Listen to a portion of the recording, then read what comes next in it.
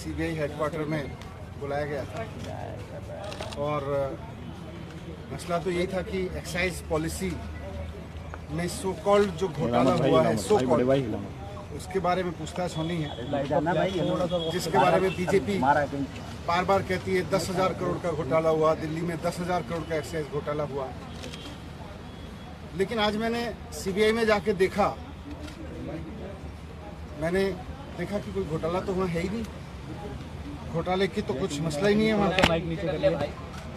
सारा केस फर्जी है, मैं जानता हूँ सारा केस फर्जी है। और आज मैंने सीबीआई में 9 घंटे की पूछताछ के दौरान 9 घंटे जो मैं रहा वहाँ पे, वहाँ भी मैं समझ गया कि किस तरह से सारा केस फर्जी है और किस तरह से इन्होंने पूरी साजिश की गई है।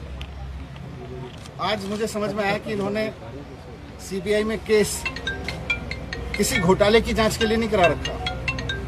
इन्होंने सीबीआई में जो मेरे खिलाफ केस करा रखा है वो दिल्ली में एक्चुअली ऑपरेशन लोटस को कामयाब करने के लिए करा रखा है। ये बात पहले भी मुझे बाहर से समझ में आ रही थी, लेकिन आज अंदर जाके सीबीआई के हेडक्वार्टर में 9 घंटे तक मेरे को और समझ में आई कि किस तरह से भारतीय जनता पार्टी सीबीआई जैसी एजेंसीज को अनकॉन्स्टिट्यूशनल तरीके से, असंवैधानिक तरीके से, गलत तरीके से दबाव बनाने के लिए यूज कर रही है। एक्साइज पे बात हुई, लेकिन मुझे आश्चर्य हुआ कि वहां भी साइड में मुझ पे दबाव बनाया गया कि आप छोड़ दो, आप में क्यों हो।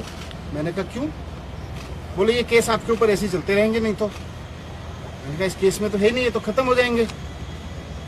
तो मुझे कहा गया कि साइड में कि सत्येंद्र जैन के पास कौन से केस हैं, सत्येंद्र जैन के ऊपर कौन से सच्चे केस हैं, वो भी चल रहे हैं। 6 महीने वो जेल रह सकते हैं तो 6 महीने आप भी रह सकते हो। तो मैंने कहा बीजेपी तो बहुत गंदी पार्टी है, मैं उसके लिए आप थोड़ी छोड़ सकता हूँ। तो मुझे कहा गया कि नहीं देखो ये केस तो ऐसे ही चलते रहेंगे, दूसरा फायदा आपको लोग मुख्यमंत्री भी बनाएंगे फिर। तो मैंने कहा ये मुख्यमंत्री बनने के लिए थोड़ी आया हूँ, मैं तो शिक्षा के लिए आया हूँ। राजनीति में हम आना नहीं चाह रहे थे, हम तो शिक्षा के लिए आए हैं, ईमानदारी से काम करने के लिए आए हैं।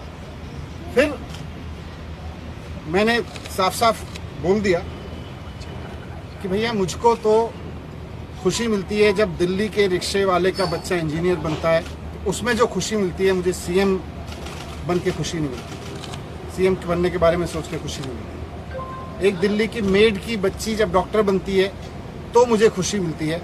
मेरा जीवन शिक्षा को समर्पित है, मैं इस तरह के ऑपरेशन लोटस के किसी दबाव में नहीं आने वाला। इनको जो करना है करें, पूरा केस फर्जी है, कहीं दूर से दूर तक कोई सच्चाई नहीं है उसमें, कोई 1 करोड़ का 1 रुपए का कहीं कोई घोटाला नहीं हुआ। ये बीजेपी वाले कहते रहे और दबाव बनाते रहे 10,000 करोड़ का घोटाला हुआ है, कोई घोटाला नहीं हुआ। आज मुझे वहां से भी समझ में आ गया। सर किसने दिया? सर ऑफर किसने दिया? माइक्स ले लो। आज तक चलो बहुत बढ़िया।